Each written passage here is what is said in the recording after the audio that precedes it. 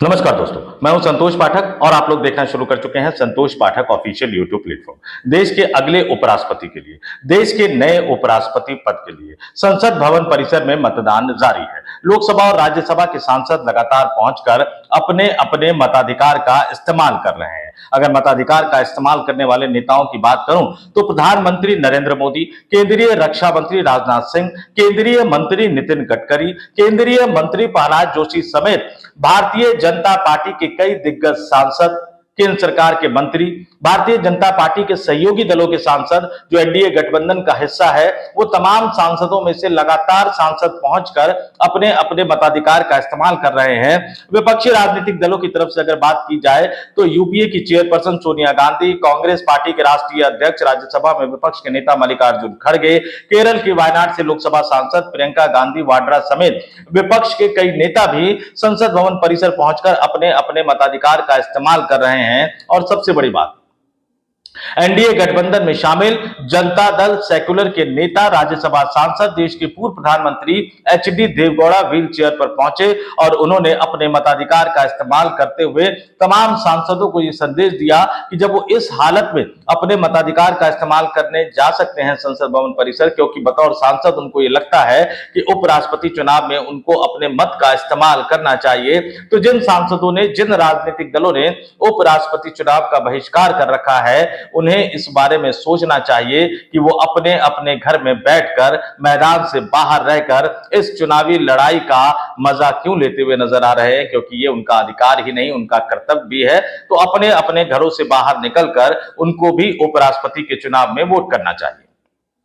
उपराष्ट्रपति चुनाव को लेकर क्या तैयारी हुई, पिछले कुछ दिनों के दौरान किस तरह से तैयारियां की गई, इन तमाम चीजों के बारे में एक एक करके आपको बताऊंगा। लेकिन सबसे पहले आपको बता देता हूं, समाजवादी पार्टी के मुखिया, राष्ट्रीय अध्यक्ष अखिलेश यादव जब संसद भवन परिसर पहुंचे, उन्होंने अपने मताधिकार का इस्तेमाल किया और मीडिया कर्मियों से बात करते हुए अपने उम्मीदवार यानी विपक्षी गठबंधन के उम्मीदवार बी सुदर्शन रेड्डी की जीत का दावा किया। वहीं भारतीय जनता पार्टी के नेता हो, सांसद हो, मंत्री हो, बीजेपी के सहयोगी दलों के नेता हो, सांसद हो, मंत्री हो, लगातार एनडीए गठबंधन के उम्मीदवार सीपी राधाकृष्णन साहब की जीत का दावा कर रहे हैं। दोनों ही पक्ष क्रॉस वोटिंग का दावा कर रहे हैं। खुद बी सुदर्शन रेड्डी जो कि विपक्ष के उम्मीदवार है, उन्होंने कहा कि उन्होंने सांसदों से अंतरात्मा की आवाज पर वोट करने की अपील की है। तो ये बात तो आज शाम को 7 बजे ही पता लग पाएगा कि लोकसभा और राज्यसभा के सांसदों ने देश के अगले उपराष्ट्रपति के तौर पर किसको चुना है। क्या उन्होंने एनडीए गठबंधन के उम्मीदवार सीपी राधाकृष्णन को चुना है या फिर विपक्षी गठबंधन के उम्मीदवार बी सुदर्शन रेड्डी को चुना है। हालांकि एक बात और भी तय है कि किस सांसद ने किसको वोट दिया, किस सांसद ने अंतरात्मा की आवाज पर वोट दिया, किस सांसद ने पार्टी के अनुशासन का पालन किया, किस सांसद ने गठबंधन धर्म को निभाया या किस सांसद ने अपने अपने मन की सुनी, ये बात कभी पता नहीं लग पाएगी। क्योंकि जीत हार का अंतर तो सामने आ जाएगा, लेकिन ये कभी नहीं पता लगेगा कि किस सांसद ने किसको वोट किया, क्योंकि गुप्त मतदान प्रणाली के जरिए वोट होता है और राजनीतिक दल इसमें व्हिप जारी नहीं करते। लेकिन इसके बावजूद भी राजनीतिक दल पुरजोर कोशिश कर रहे हैं कि अपने अपने दलों और अपने अपने सहयोगी दलों के सांसदों की बागडोर को वो थाम कर रखे। 2 दिनों तक भारतीय जनता पार्टी ने सांसदों का ट्रेनिंग कार्यशाला का आयोजन किया। कल विपक्षी गठबंधन ने संसद के पुराने भवन के सेंट्रल हॉल में एक मॉक पोलिंग का आयोजन किया, क्योंकि दोनों ही गठबंधन ये चाहते हैं कि उनके उनके सांसदों में कम से कम क्रॉस वोटिंग ना हो, कोई पाला ना बदल सके। और आज सुबह से ही भारतीय जनता पार्टी की रणनीति देखिए कि उन्होंने मंत्रियों को राज्यवार ड्यूटी पर लगा दिया है कि इस राज्य के सांसद, चाहे वो बीजेपी के हो, चाहे वो गठबंधन दल के सहयोगी के हो, वो एक मंत्री के घर पे इकट्ठे हो, वहां सुबह का नाश्ता करे और उसके बाद संसद भवन पहुंचकर मतदान करे। विपक्ष ने भी घेरेबंदी कर रखी है। तेलंगाना के कांग्रेस मुख्यमंत्री रेवंत रेड्डी दिल्ली में है और उन्होंने मतदान से पहले तेलंगाना से आने वाले, अपने राज्य से आने वाले कांग्रेस के सांसदों के साथ बैठक की। तो दोनों ही गठबंधन पुरजोर तरीके से अपनी अपनी रणनीति को अमली जामा पहनाने में जुटे हुए हैं। किसकी जीत होगी, किसकी हार होगी, ये तो आने वाले समय में पता लगेगा। लेकिन कई चीजें, बड़ी दिलचस्प चीजें मैं आपके सामने रखने आया हूं। आज से पहले हम बताते थे कि जीत के लिए 391 सांसदों का वोट चाहिए, यानी 391 391 सांसदों का वोट जिसको मिल जाएगा वो देश के अगले उपराष्ट्रपति होंगे। लेकिन अब ये आंकड़ा घटकर 384 रह गया है, यानी उपराष्ट्रपति पद का चुनाव जीतने के लिए अब उम्मीदवार को 384 वोट ही चाहिए।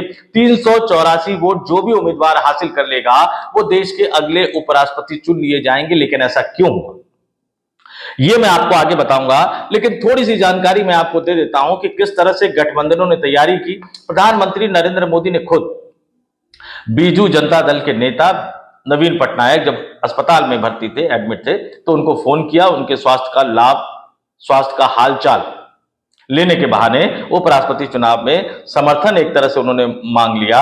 लेकिन भारतीय जनता पार्टी पर धोखे से उड़ीसा का चुनाव जीतने का आरोप लगाने वाली बीजू जनता दल और उनके नेता उड़ीसा के पूर्व मुख्यमंत्री नवीन पटनायक ने उपराष्ट्रपति चुनाव से दूर रहने का फैसला कर लिया। यानी ना तो वो एनडीए के उम्मीदवार को वोट देंगे, ना वो विपक्षी गठबंधन के उम्मीदवार को वोट देंगे। अब इस फैसले पर आपको जो कहना है वो कहते नहीं। बीजेपी के बड़े बड़े मंत्रियों ने आंध्र प्रदेश के पूर्व मुख्यमंत्री को साधने की कोशिश की, वो एनडीए गठबंधन के उम्मीदवार को वोट कर रहे हैं। लेकिन उनके बगल में जो तेलंगाना के पूर्व मुख्यमंत्री थे, बीआरएस के नेता के चंद्रशेखर राव, उनको भी साधने की कोशिश की। लेकिन के चंद्रशेखर राव भी अपने आप को चुनाव से अलग कर लिए। उन्होंने भी साफ साफ कह दिया ना वो एनडीए को वोट देंगे, ना वो विपक्षी गठबंधन के उम्मीदवार को वोट देंगे। अकाली दल ने भी उपराष्ट्रपति चुनाव के बहिष्कार का ऐलान कर दिया, तमाम राजनीतिक दलों पर, भारतीय जनता पार्टी और कांग्रेस पर कई तरह के गंभीर आरोप लगाते हुए। पंजाब से आने वाले निर्दलीय सांसद जो कि जेल में बंद है, उन्होंने भी उपराष्ट्रपति चुनाव के बहिष्कार का ऐलान कर दिया। तो कुल मिलाकर पहले जो लोकसभा और राज्यसभा के सांसदों की संख्या का जो मैं आंकड़ा बता रहा था, खाली सीटें निकालकर लोकसभा की 1 सीट खाली, राज्यसभा की 6 सीट खाली, 781 सांसद बचते थे।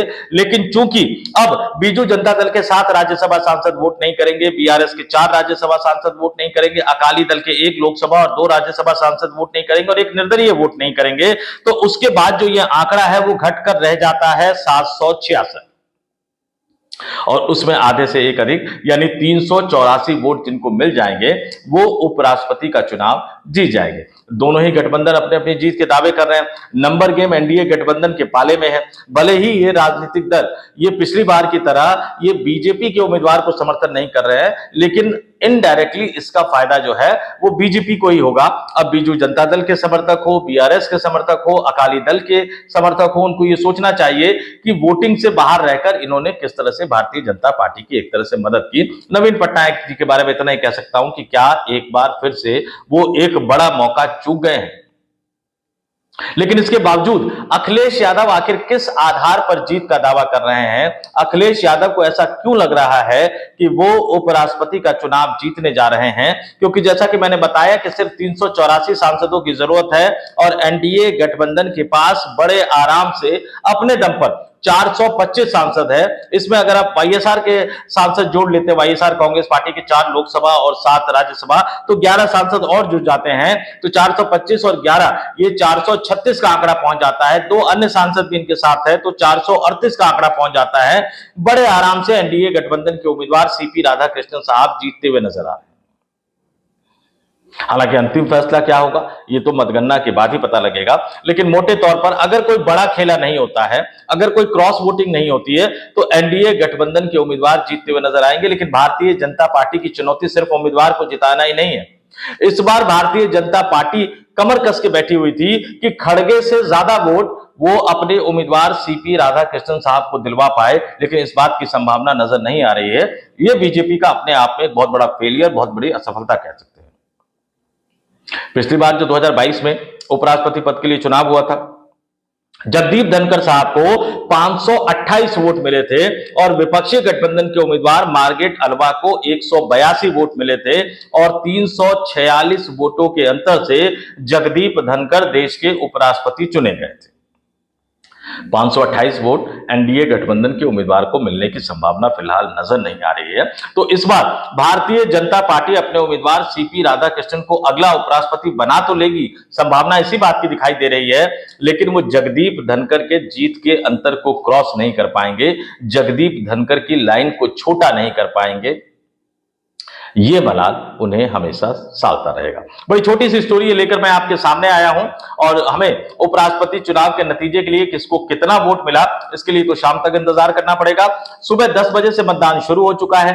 संसद का जो नया भवन है उसके कमरा नंबर F101 में मतदान जारी है। शाम 5 बजे तक मतदान चलेगा। उसके बाद मत पेटियों से जो मतपत्र हैं उनको अलग अलग करने का, दोनों उम्मीदवारों के हिसाब से अलग अलग करने का काम शुरू किया जाएगा। 6 बजे से मतगणना शुरू होगी और ज्यादा संभावना इस बात की है कि 6:45 और 7 बजे तक उपराष्ट्रपति चुनाव के नतीजे आ जाएंगे। तो देखते हैं किसको जीत मिलती है और कितने अंतर से जीत मिलती है। कई बार आप जीत कर भी नैतिक रूप से हार जाते हैं, क्योंकि 2024 के लोकसभा चुनाव में नरेंद्र मोदी देश की तीसरी बार प्रधानमंत्री तो बन गए, लेकिन ये टैग उनके साथ लगा हुआ है कि तीसरी बार इस देश की जनता ने उनको बहुमत नहीं दिया था। 303 वाली भारतीय जनता पार्टी को 240 पर लाकर पटक दिया था। तो इंतजार करते हैं जीत हार के अंतर का।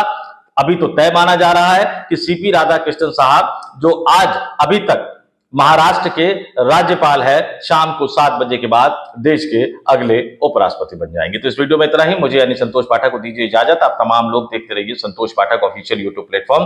एक अपील, एक आग्रह, हमारे यूट्यूब प्लेटफॉर्म को सब्सक्राइब जरूर कीजिए। अगर आप ज्वाइन कर सकते हैं तो ज्वाइन भी जरूर कीजिए। वीडियो पसंद आ रहा है तो लाइक कीजिए, अगर वीडियो पसंद नहीं आ रहा तो आलोचना कीजिए, लेकिन ये दोनों चीजें कमेंट बॉक्स में कमेंट करके बताइए ताकि हमें आपके विचारों से अवगत होने का मौका मिल सके।